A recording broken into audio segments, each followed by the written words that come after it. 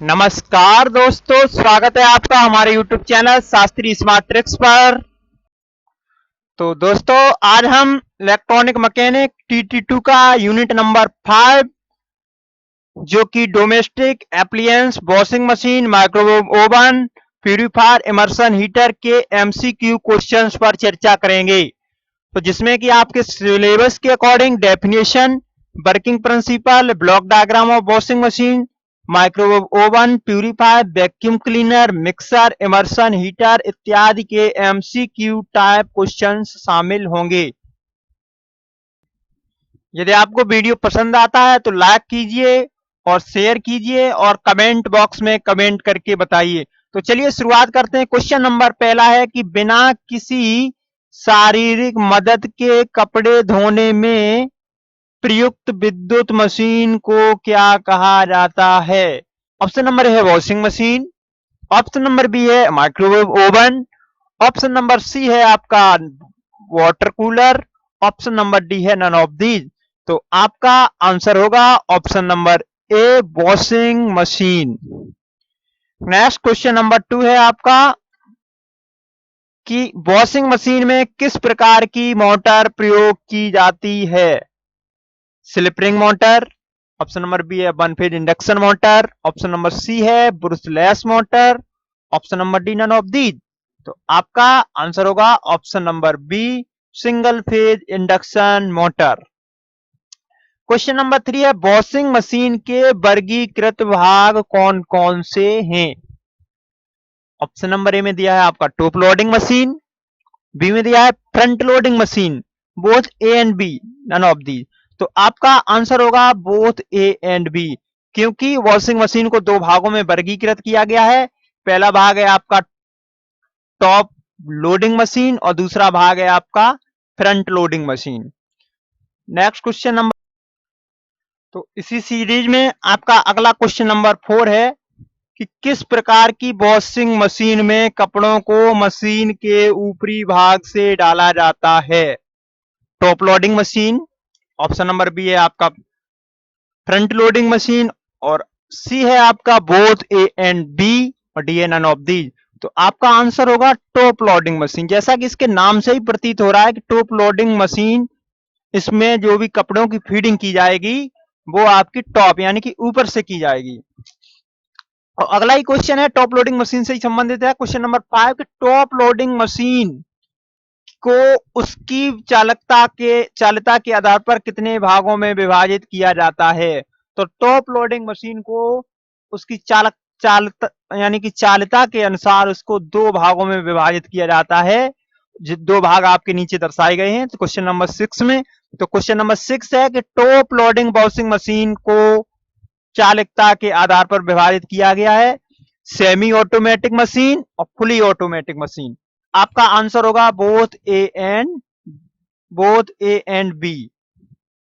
Answer होगा आपका दोनों ही बोथ ए एंड बी, क्योंकि सेमी ऑटो जो आपकी टॉप लोडिंग मशीन है वो सेमी ऑटोमेटिक मशीन तथा फुल ऑटोमेटिक मशीन में वर्गीकृत किया गया है। नेक्स्ट क्वेश्चन नंबर 7 है किस प्रकार की वॉशिंग मशीन में कपड़ों को मशीन के आगे तरफ से डाला व निकाला जाता है? तो आपके ऑप्शन दिए गए, ऑप्शन नंबर ए है top loading machine, option number front loading machine, option number C दिया है both A and B, option number D है नन ऑफ दीज। तो आपका आंसर होगा option number B, front loading machine. जैसा कि इसका नाम से ही प्रतीत होता है कि फ्रंट लोडिंग मशीन में कपड़ों को ऊपरी भाग से यानी कि सामने से डाला जाएगा। नेक्स्ट क्वेश्चन नंबर 8 है कि कपड़े के मैल को हटाने के लिए आधुनिक वॉशिंग मशीन किस प्रोसेस पर आधारित है? ऑप्शन नंबर ए दिया है chemical process, option number B दिया है mechanical process, option number C दिया है both A and B, option number D है आपका नन ऑफ दीज। तो आपका आंसर होगा option number C, both A and B, यानी कि जो आधुनिक वॉशिंग मशीन है वो आपकी केमिकल प्रोसेस पर भी आधारित है और मैकेनिकल प्रोसेस पर भी आधारित है, यानी दोनों ही प्रोसेस पर आपकी वॉशिंग मशीन आधारित होती है। तो नेक्स्ट क्वेश्चन है कि डिटर्जेंट या साबुन का पानी के साथ मिलकर कपड़ों में मैल दूर करने की प्रोसेस क्या कहलाती है? Chemical process, mechanical process, both A and B, none of these. तो आपका आंसर होगा option number A, chemical process. क्योंकि जो कि कप डिटर्जेंट या साबुन जो पानी के साथ मिलेगा तो इसमें केमिकल प्रोसेस होगी, that is called the chemical process. तो क्वेश्चन नंबर 9 का आपका आंसर होगा ऑप्शन नंबर ए।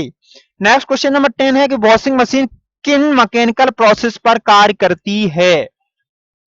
किन मैकेनिकल प्रोसेस पर कार्य करती है? टम्बलर ऑप्शन नंबर ए दिया है, ऑप्शन नंबर बी दिया है एजिटेटर, ऑप्शन नंबर सी है both A and B, option number D है नन ऑफ दी। तो आपका आंसर होगा ऑप्शन नंबर सी, टम्बलर, यानी कि टम्बलर और एजिटेटर दोनों ही। नेक्स्ट क्वेश्चन नंबर 10 है कि क्वेश्चन नंबर 11 है, टम्बलर का प्रयोग मुख्यतः किया जाता है किस वॉशिंग मशीन में? टॉप लोडिंग मशीन में या फ्रंट लोडिंग मशीन में, बोथ ए एंड बी या नन ऑफ दीज? तो आपका आंसर होगा option number B, front loading machine में। यानी जो टम्बलर है उसका मेनली फ्रंट लोडिंग मशीन में प्रयोग किया जाता है। क्वेश्चन नंबर 12 है, एजिटेटर का प्रयोग मुख्यतः किया जाता है टॉप लोडिंग मशीन में, फ्रंट लोडिंग मशीन में या दोनों में? तो आपका आंसर होगा ऑप्शन नंबर ए, टॉप लोडिंग मशीन में। यानी जो टॉप लोडिंग मशीन होती है उसमें एजिटेटर का प्रयोग किया जाता है और जो फ्रंट लोडिंग मशीन होती है उसमें टम्बलर का प्रयोग किया जाता है। क्वेश्चन नंबर 13 है, एजिटेटर किस बात पर डिपेंड करता है? ऑप्शन नंबर ए दिया है मशीन के आकार पर, ऑप्शन नंबर बी है मशीन की डिजाइन पर, option number C both A and B. तो आपका आंसर होगा ऑप्शन नंबर सी कि बोथ ए एंड बी, यानी कि मशीन के आकार पे भी डिपेंड करता है और मशीन की डिजाइन पर भी डिपेंड करता है। चलिए अगला क्वेश्चन है क्वेश्चन नंबर 14, वॉशिंग मशीन में यह एक प्रकार का बड़ा टब है जो एल्युमिनियम या प्लास्टिक का बना होता है, तो ये क्या कहलाता है? Option number A drum, B दिया है बकेट, ऑप्शन नंबर सी है टैंक। आपका आंसर होगा ऑप्शन नंबर ए ड्रम।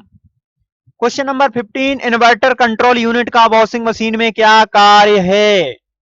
तो इन्वर्टर वॉशिंग मशीन का आपका कंट्रोल यूनिट का वॉशिंग मशीन में क्या कार्य है? तो ऑप्शन नंबर ए दिया है एसी को डीसी में कन्वर्ट करने में, बी दिया है आपका इन्वर्टर में अत्यधिक विद्युत को प्रवेश रोकने के कार्य के लिए, ऑप्शन नंबर सी दिया है नन ऑफ दीज। आपका आंसर होगा ऑप्शन नंबर बी, इन्वर्टर में अत्यधिक विद्युत को प्रवेश के रोकने के लिए। क्वेश्चन नंबर 16 दिया है, जल मापक का प्रयोग क्यों किया जाता है?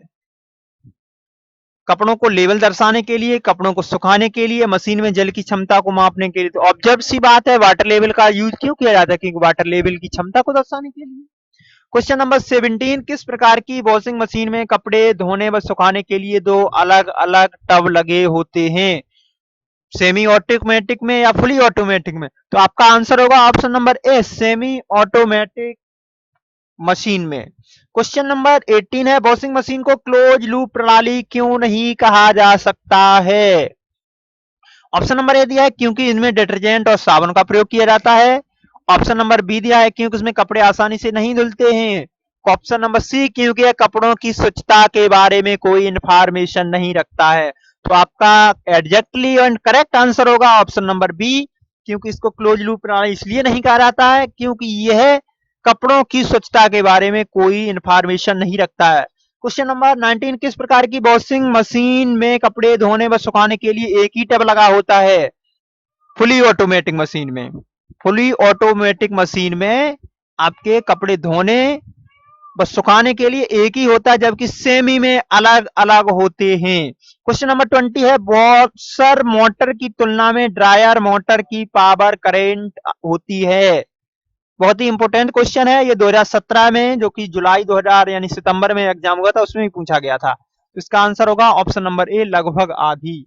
यानी कि जो वॉशर मोटर होती है उसकी तुलना में जो ड्राई मोटर होती है उसकी पावर करेंट आधी होती है। क्वेश्चन नंबर 21 है, वॉशिंग मशीन में कैपेसिटर को मोटर के साथ किस प्रकार जोड़ा जाता है? तो सीधी सी बात है, कैपेसिटर हमेशा पैरेलल में ही जोड़ा जाएगा। आपका 21 का ऑप्शन आंसर होगा option number B.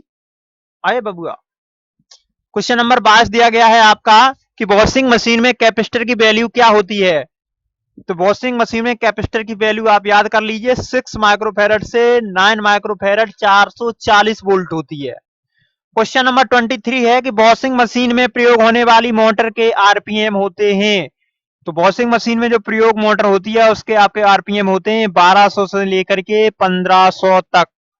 Question number 24, washing machine को अन्य किस नाम से जाना जाता है? तो आपको वॉशिंग मशीन को अन्य क्लॉथ वॉशर के नाम से भी जाना जाता है। क्वेश्चन नंबर 25, यहाँ से आपके माइक्रोवेव ओवन के क्वेश्चंस प्रारंभ हो गए हैं।